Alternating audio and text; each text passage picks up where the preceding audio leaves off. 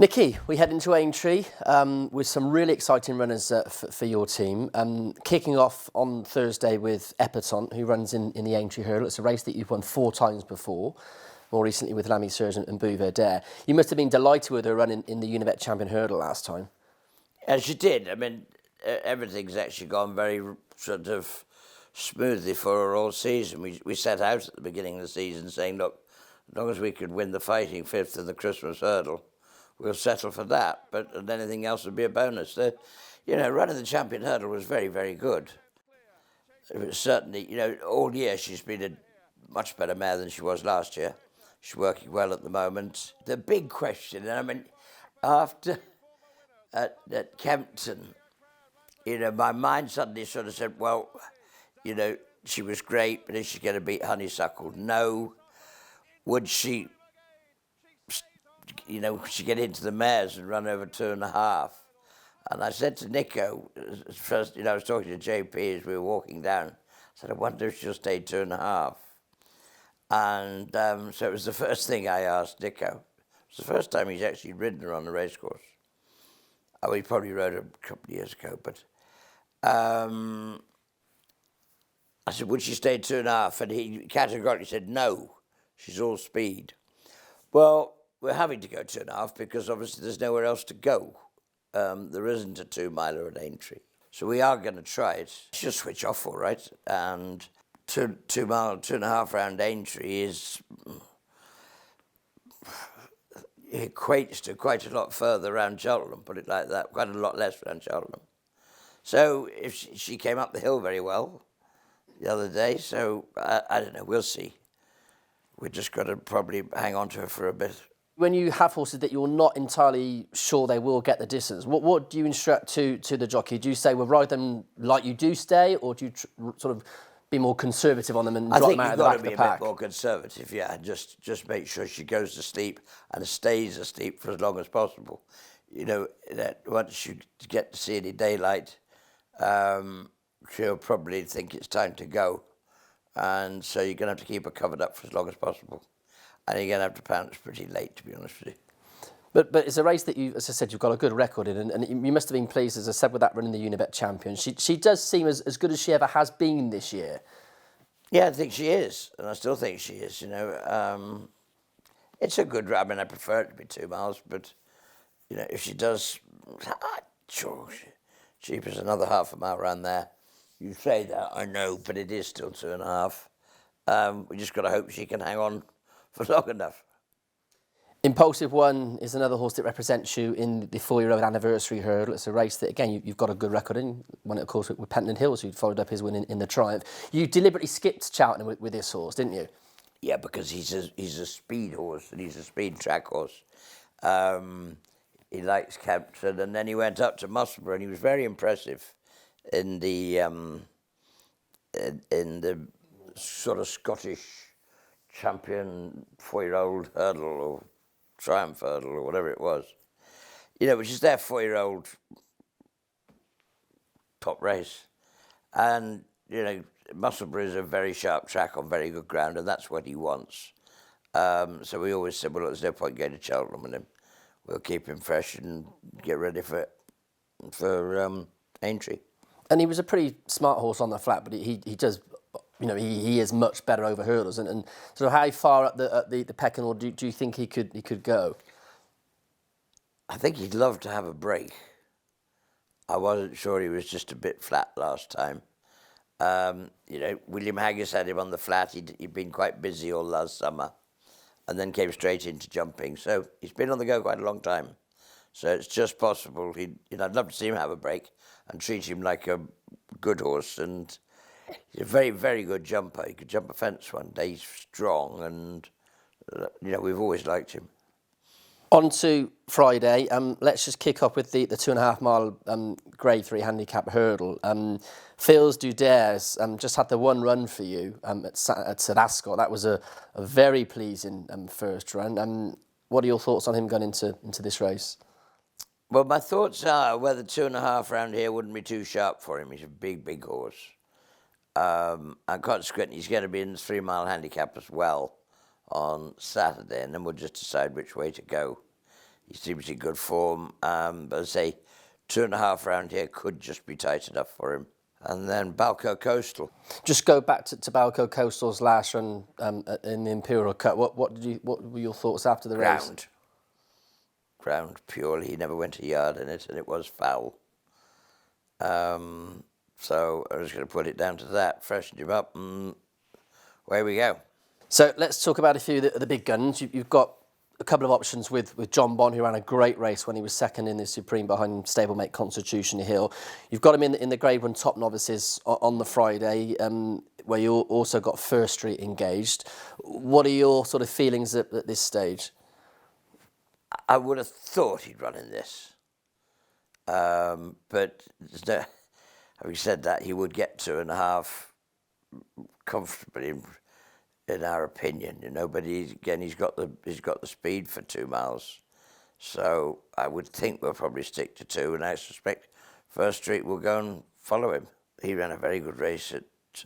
They were both second at Cheltenham, but First Street, that was in a very competitive county hurdle where the winner looked like a grouped horse wrapped up in handicap clothes, with no chance of beating that. But he still ran very, very well. So rather than the handicap, I was thinking of running him in the Grade 1. Where he could take on Jonbon. So let's talk a bit about Jonbon and that run in the Supreme. I mean, you must have been a great feeling for you when you saw them coming down the hill above Constitution and Jonbon, appearing to be travelling well. Obviously, Constitution, we all saw what he did, but it was a great effort from Jonbon. Oh, it was, yeah. I mean, he beat the rest fair and square, so you'd hope that, with no Constitution Hill, he should be the one they've got to beat. One would hope so anyway, and he seems in good form. He's been very well since then.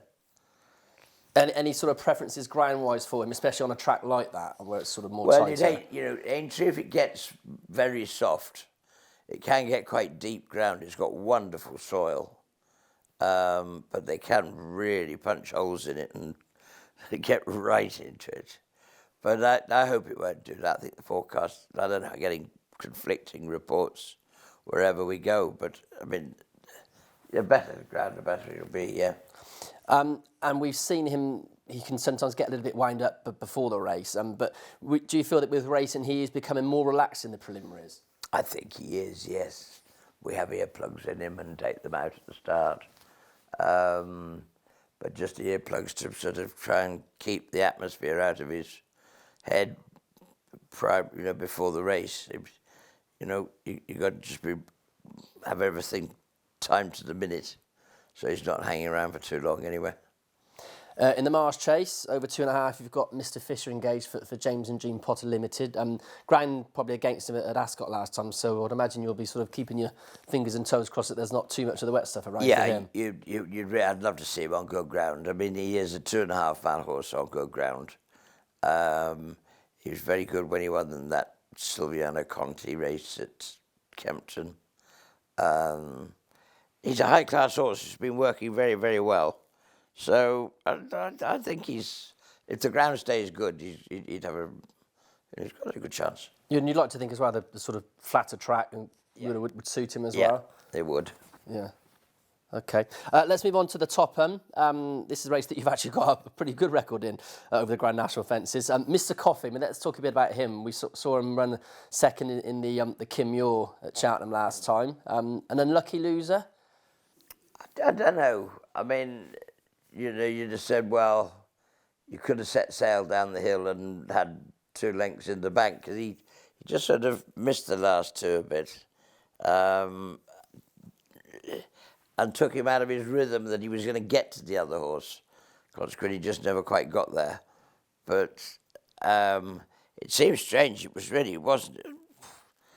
I hadn't really thought about Aintree, and we were saying, well, he's still a novice.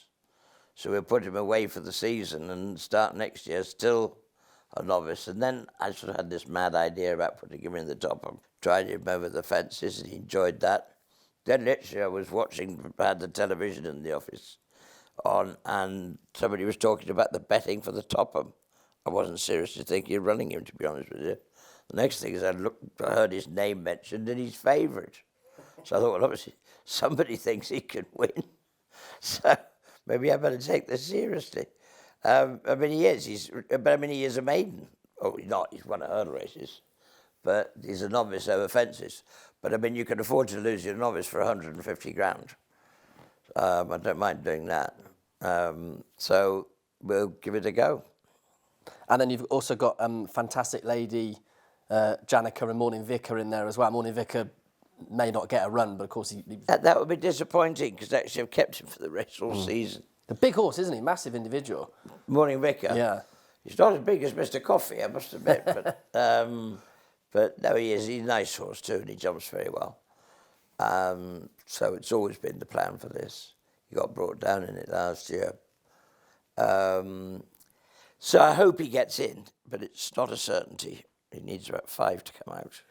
And fantastic lady. Fantastic lady. I mean, she's only a novice, but she's done nothing wrong, and she's brought up to jump with her eyes shut by Josh and Nicky Henderson. I mean, they go just jumping hedges and things all day and night, and you know, she is good at it. And it might be a year too soon, but as somebody else pointed out, yeah, but she might be £10 higher in a year's time as well. Yeah. So you better take your chance while you've got it. So we probably will. And a quick line on Janica as well. Janica, he ran very, very well in this race 2 years ago. His recent form isn't quite so encouraging, but Daryl's very keen on him and thinks he's in great form and jumped those fences very well the other day when we were schooling. So he's happy. If he's happy, I'm happy. And then a horse who's could still be the real deal, the sky could be a limit for him, is Walking on Air. Just the one run over hurdles, won at Newbury, of course, beaten in a bumper, which is, you know, no problem. But he, you know, I think you were looking at Cheltenham, perhaps wasn't quite right going into that. So you're here at Aintree. What are you thinking going into the race with him? Well, I think he's a lovely horse. I've got him in the 3 miler as well. That's sort of keeping all options open. I.e., if Jonbon did move up to 2.5, then you could move Walking on Air up to 3. He's out of a mare called Refinement. She stayed 3 miles. So it's a stamina-laden family. I think it's probably 2.5 is enough for him at this stage because he's only had 1 bumper and 1 hurdle race in his life. So he hasn't got a lot of experience. You might find 3 miles is a bit easier for him, but we'll see. Just a possibility. Let's turn our attention to Saturday. Now, we're not going to remind you that you've never won the Grand National, but I've just done it anyway. Caribean Boy. I mean, if he wins, you could go off to the Caribbean for a nice little holiday. I'd be up and gone, yeah. It would be fun. It really would. The other thing I can say is, first of all, it's nice to have what I would call a realistic runner. And I think he is. Very, very pleased with the way he's working and schooled the other day. Nico, I think the same thing. He's fallen into the ride because Daryl's going to ride whatever is a good boy, Bobby. Then I think James is going to ride another of Simon and Isaac's. So Nico can ride Caribbean Boy. I think he'll be fun. I mean, he's a big, strapping, big horse. He's made for fences like this. He jumps fences like he ought to enjoy it. Might just spend a little bit too long in the air. That's my only worry. He wants to. Now they've made them as they are, these fences, you can sort of take the top off a little bit. You don't want to be lingering up there sometime. You want to be getting over and away. But, you know, I think he's got the right sort of credentials, and it's always struck me the sort of horse that might suit it well. And for you personally, and all of the team here at Seven Barrows, what would it mean, I mean, to win a race like that? And it would, you know, just finally you can get the sort of monkey off your back. Yeah, I mean, it is such an historic event that it would be sad if at the end of the day we never have managed to win one, but there's an awful lot of other people who didn't. I mean, we've been second a couple of times and placed 2 or 3 more. It's very exciting and it's just nice to be part of it. And at least to go in thinking you have got some sort of chance. And I think for the first time, you know, we've had a few runners over the last few years, but I can't say I've gone in there with any great hopes. I just think it's realistic anyway. He's not without a squeak. Champ ran a good race in the Stayers Hurdle at Cheltenham. You've got him engaged in the Liverpool Hurdle. Is the intention to go there? Very much so. Again, I'm keen on this because I've just been under the pressure, certainly on his last run, and with his last two in the Cleve and in the Stayers. He didn't seem to be just enjoying it as much as he should have done, certainly as much as he did do in the long walk at Ascot, which he won very, very easily. And my thought there is he's had a couple of surgical procedures on his back, which is, you know, the back is probably his mega issue. And I'm just thinking that a flat track might be more suitable. And I sort of have been practicing on the flat a bit. I think he enjoys it rather than climbing our hills here. And he's working well. He's happy in himself. And as I say, I think he will like the flatter track. He stays well, but that doesn't mean, you know, that he won't outstay them around here even at 3 miles. You've got swapped 2 runs in the bumper, the finale on the final day. Would you swap him for anything else in the race? I don't know. I don't know what'll run. I mean, it depends what the Irish turn up with, isn't it? Probably find Willie's got 10 in it. He's a lovely horse. He probably won't go ground. He's by Sindar. He's got plenty of pace. What we did was, Anthony Spearman cleverly spotted that there was a £40,000 bumper at Lingfield on his birthday. The weekend they put up all that prize money. So we agreed to go there. So I thought, well, we're going to take this seriously. We're going to have a run, go and give him a run around Lingfield first. And he ran in an ordinary bumper around there and won that well enough. And we were all primed up for it. And he ran a very good race. He finished second. But interestingly, it was a farce of a race because the time of the day he was second, the £40,000 race, was 6 seconds slower than the time he did when he won an ordinary bumper. So you have to say, you know, the race wasn't run to suit him that day, but he still ran very well. We've kept him fresh and ready for this. He should have a chance, yeah.